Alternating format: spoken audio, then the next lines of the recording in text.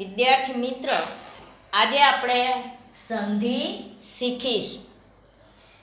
સંધિના સંસ્કૃતમાં 3 પ્રકાર છે અને સ્વર સંધિ, વ્યંજન સંધિ અને વિસર્ગ સંધિ. પણ આપણા ગુજરાતીમાં સ્વર સંધિ અને વ્યંજન સંધિ, વિસર્ગ સંધિ ને વ્યંજન સંધિની અંદર જ સમાવેશ કરવામાં આવ્યો છે. સ્વર સંધિ કોને કહેવાય છે? સ્વર ભેગા મળી જે સંધિ થાય તેને સ્વર સંધિ કહેવાય છે. અને વ્યંજન સંધિ સ્વર અને વ્યંજન અથવા વ્યંજન ભેગા મળી જે સંધિ બને તેને વ્યંજન સંધિ કહેવામાં આવે છે. વિદ્યાર્થી મિત્રો, આજે આપણે સ્વર સંધિ શીખીશું.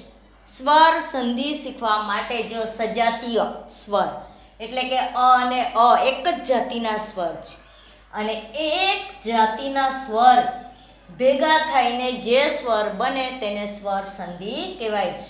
કે બે શબ્દોનું પાસે આવવું, જોડાણ થવું અને સ્વર વ્યંજનમાં ફેરફાર થાય તેને સંધિ કહેવામાં આવે છે.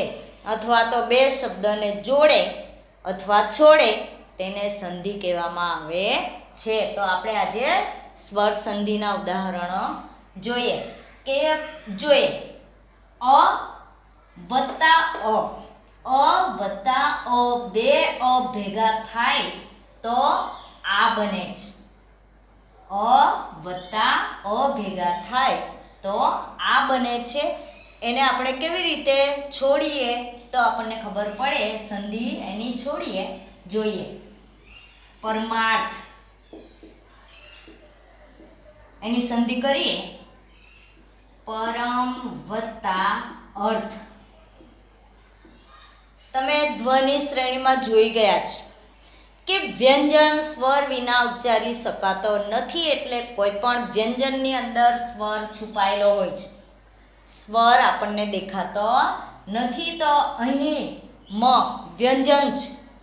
મ વ્યંજન છે પણ મની અંદર આ એક અ છુપાયેલો છે અને આ એક એટલે આ અ અને આ બે અ ભેગા થયા તો માર્થ એટલે કે આ બન્યો છે. બીજું ઉદાહરણ લઈએ. એકાંત, એક વત્તા અંત. ક ની અંદર એક અ છુપાયેલો છે અને આ એક અ અને અ બે ભેગા થયા તો આ બન્યો છે એકાંત બન્યો છે. એવી જ રીતે બીજું ઉદાહરણ લઈએ. એકાગ્ર, એક વત્તા અગ્ર. આવે એક અ અને ક ની અંદર એક અ છુપાયો છે એટલે કે આ બે અ ભેગા થયા તો આ બન્યો છે એટલે કે કા ની અંદર બન્યો છે. હવે તમને ખ્યાલ આવી ગયો હશે કે અ વત્તા અ બરાબર આ બને છે. એવી જ રીતે ચાર રીતે આ થાય છે. કે અ વત્તા આ બરાબર પણ આ બને છે. આપણે અહીં જોઈ ગયા કે અ વત્તા અ બરાબર આ બને છે. આ બીજું એક પગલું છે કે અ વત્તા આ બરાબર આ બને છે. બે રીતે થઈ શકે છે. એનું આપણે સંધિ જોઈએ. હિમાલય શબ્દ છે. હિમાલય એની સંધિ કરીએ તો કે હિમ વત્તા આલય.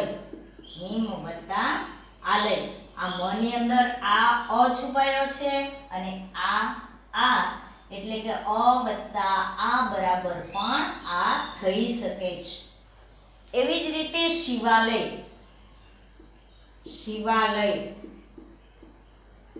શિવ વત્તા આલય.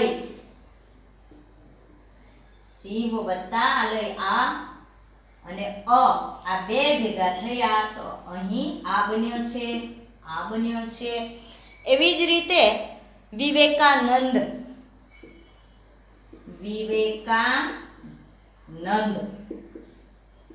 વિવેક વત્તા આનંદ.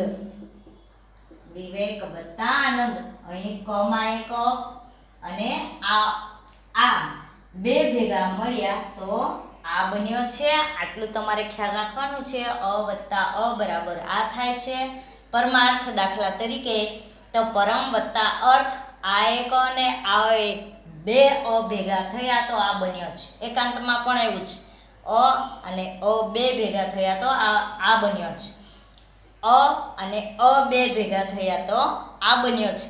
એવી જ રીતે અ વત્તા આ હોય તો પણ આ બની શકે છે. એટલે કે જુદા જુદા શબ્દોને આધારે આ સંધિઓ થઈ શકે છે. તો કે અ વત્તા આ હોય તો પણ આ બની શકે છે. તો કે હિમાલય, હિમ વત્તા આલય, શિવાલય, શિવ વત્તા આલય, અને આ બે ભેગા થયા તો આ બન્યો છે. અ વત્તા આ બરાબર આ બન્યો છે. એટલે આ રીતે થઈ શકે છે. હવે આપણે ત્રીજો પગલું જોઈએ.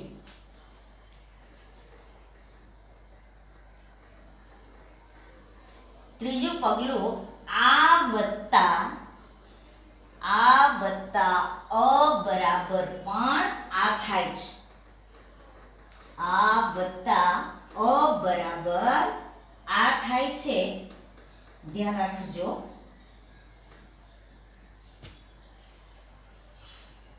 આ વત્તા અ હોય તો પણ આ બની શકે છે. પહેલામાં જોયું અ વત્તા અ બરાબર પણ આ બન્યો છે. પછી અ વત્તા આ બરાબર પણ આ બન્યો છે. હવે આ વત્તા અ હોય તો પણ આ બની શકે છે. દાખલા તરીકે વિદ્યાર્થી સંધિ જોજો. વિદ્યાર્થી એની સંધિ કરીએ. વિદ્યા વત્તા અર્થી, વિદ્યા વત્તા અર્થી. બીજું લઈએ વાર્તાલાપ. નહીં, વાર્તાલાપ નહીં, વાતાવરણ એ પણ નહીં. ભાષાંતર, ભાષાંતર, ભાષા વત્તા અંતર. પછી મહાનલ, મહા વત્તા અનલ. જોઈએ હવે આ વત્તા અ પ્રમાણે આપણે સંધિ કરી છે. આ વત્તા અ બરાબર આ થાય છે. કેવી રીતે થયો છે? એટલે કે વિદ્યા વત્તા અર્થી, વિદ્યામાં આ છે અને આ એ અ ભેગા થયા તો બન્યો આ. એવી જ રીતે આ અ ભેગા થયા તો બન્યો ભાષાંતર. આ અને ઓ બે ભેગા થયા તો બન્યો આ. એટલે કે આ વત્તા અ બરાબર પણ આ થઈ શકે છે. હવે આગળ જોઈએ. આ વત્તા આ બરાબર આ. ચાર પગલામાં બની શકે છે. ચાર નિયમોમાં કે આ વત્તા આ ભેગા થાય તો પણ આ બને છે. દાખલા તરીકે વિદ્યાલય એની સંધિ કરીએ. વિદ્યા વત્તા આલય, વિદ્યા વત્તા આલય. એવી જ રીતે ચિંતાતુર, ચિંતાતુર, ચિંતાતુર, ચિંતા વત્તા આતુર. આગળ છે વાર્તાલાપ, વાર્તાલાપ, વાર્તા વત્તા આલાપ, વાર્તા વત્તા આલાપ. જોઈ લઈએ હવે કેવી રીતે. વાર્તા વિદ્યા, વિદ્યા વત્તા આલય.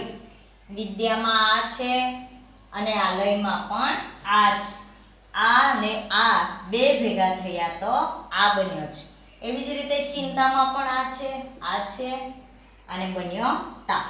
એવી જ રીતે વાર્તા, વાર્તામાં પણ છે અને આલાપમાં પણ આ છે. એટલે એ બે ભેગા થયા તો વાર્તા બન્યો છે. એટલે કે આ વત્તા આ બરાબર આ વત્તા આ બરાબર આ બને છે. એટલે કે ચાર પગલામાં આ અ વત્તા અ બરાબર પણ આ બને છે, અ વત્તા આ બરાબર પણ આ બને છે, અને આ વત્તા અ બરાબર પણ આ બને છે, અને આ વત્તા આ બરાબર પણ આ બને છે. આ આપણે શીખી ગયા. હવે આપણે બીજું લઈએ.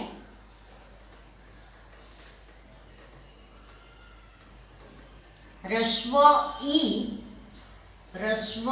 ઈ વત્તા રસ્વ ઈ. ઈ નાનો ઈ, હા, નાનો, તમારી ભાષામાં નાનો રસ્વ કહેવાય છે. રસ્વ ઈ વત્તા રસ્વ ઈ બે ભેગા થાય તો દીર્ઘ ઈ બને છે. રસ્વ ઈ બંને ભેગા થાય તો બને છે દીર્ઘ ઈ બને છે. આપણે જોઈએ કવિન્દ્ર શબ્દ જોઈએ. કવિન્દ્ર, જ્યારે સંધિ થાય, કવિન્દ્ર શબ્દની જ્યારે સંધિ કરીએ ત્યારે જે દીર્ઘ ઈ એટલે કે જેનું ઉચ્ચારણ લાંબુ થાય છે તે દીર્ઘ, અને રસ્વ ઈ એટલે કે જેનું ઉચ્ચારણ ટૂંકું થાય છે તે રસ્વ. એની સંધિ કરીએ ત્યારે કવિ વત્તા ઇન્દ્ર, કવિન્દ્ર, આ એક ઈ ભેગો થયો અને આ બે ઈ ભેગા થયા તો બન્યો દીર્ઘ ઈ બન્યો છે. એવી જ રીતે રવિન્દ્ર શબ્દ જોઈએ. રવિન્દ્ર, રવિ વત્તા ઇન્દ્ર, આ નાનો ઈ એટલે કે રસ્વ ઈ, આ રસ્વ ઈ, અને આ રસ્વ ઈ ને આ રસ્વ ઈ બે ભેગા થયા તો દીર્ઘ ઈ બન્યો છે. એટલું તમારે ધ્યાનમાં રાખવાનું છે. આગળનું ઉદાહરણ લઈએ. જ્યોતિન્દ્ર, જ્યોતિ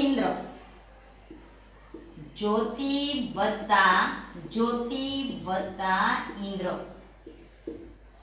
આ એક રસ્વ ઈ, આ રસ્વ ઈ, બે રસ્વ ઈ ભેગા થયા તો બન્યો દીર્ઘ ઈ. આ બની ગયા છે. હરિચ્છા, આગળનો હરિચ્છા, હરિ વત્તા ઈચ્છા, હરિચ્છા. આ રીતે રસ્વ ઈ વત્તા રસ્વ ઈ બે ભેગા થાય તો દીર્ઘ ઈ બને છે. અને હવે આપણે જોઈએ કે રસ્વ ઈ વત્તા દીર્ઘ ઈ, રસ્વ ઈ વત્તા દીર્ઘ ઈ જોઈએ. એના પણ દીર્ઘ ઈ બને છે. રસ્વ ઈ વત્તા દીર્ઘ ઈ એનો પણ રસ્વ અરે દીર્ઘ ઈ બને છે. દાખલા તરીકે પરીક્ષા, પરી વત્તા ઈક્ષા, મોટો ઈ, દીર્ઘો ઈ છે એટલે મોટો ઈ આવશે. ઈક્ષા, પરીક્ષા, આ રસ્વ ઈ અને આ દીર્ઘ ઈ આના પ્રમાણે બન્યું છે. આ રસ્વ ઈ અને દીર્ઘ ઈ બે ભેગા થયા તો પણ દીર્ઘ ઈ બન્યું છે. એવી જ રીતે પ્રતીક્ષા, એની પણ સંધિ કરીએ તો પ્રતિ વત્તા ઈક્ષા, ઈક્ષા શબ્દ આવે એટલે હંમેશા મોટો ઈ આવે, દીર્ઘ ઈ આવે છે, એટલું ધ્યાનમાં રાખવાનું છે. આ રસ્વ ઈ દીર્ઘ ઈ બે ભેગા થયા તો દીર્ઘ ઈ બન્યો છે. એવી જ રીતે કવિશ્વર, કવિ વત્તા ઈશ્વર, કવિ વત્તા ઈશ્વર, રસ્વ ઈ દીર્ઘ ઈ બે ભેગા થયા તો દીર્ઘ ઈ. આના પ્રમાણે આપણે બનાવ્યું છે. આટલું તમારે ધ્યાનમાં રાખવાનું છે. હવે રસ્વ ઈ વત્તા દીર્ઘ ઈ બરાબર પણ દીર્ઘ ઈ બન્યું છે. હવે આપણે દીર્ઘ ઈ વત્તા રસ્વ ઈ કરીએ તો પણ દીર્ઘ ઈ બને છે.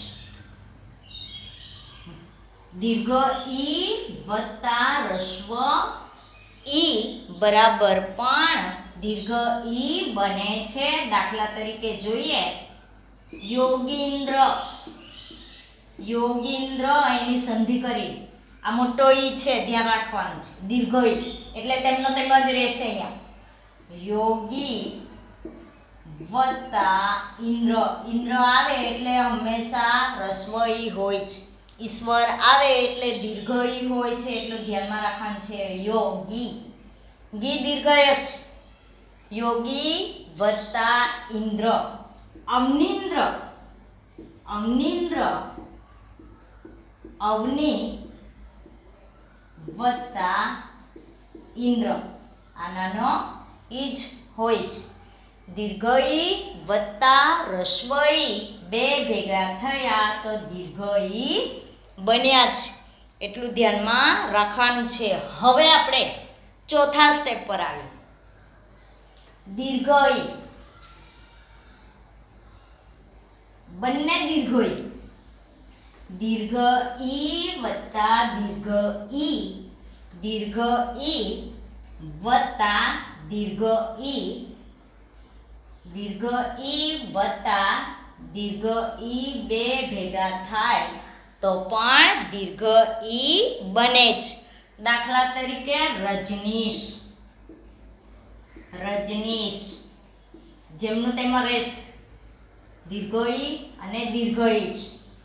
તો રજની વત્તા ઈશ, આ પણ દીર્ઘ ઈ છે, આ પણ દીર્ઘ ઈ છે, અને દીર્ઘ ઈ ભેગા થયા તો દીર્ઘ ઈ બન્યા છે. એવી જ રીતે અવનીશ, અવનીશ, અવની વત્તા ઈશ, આ પણ દીર્ઘ ઈ, આ પણ દીર્ઘ ઈ, અને બે દીર્ઘ ઈ ભેગા થયા તો દીર્ઘ ઈ બન્યો છે. હવે આગળનું ઉદાહરણ લઈએ.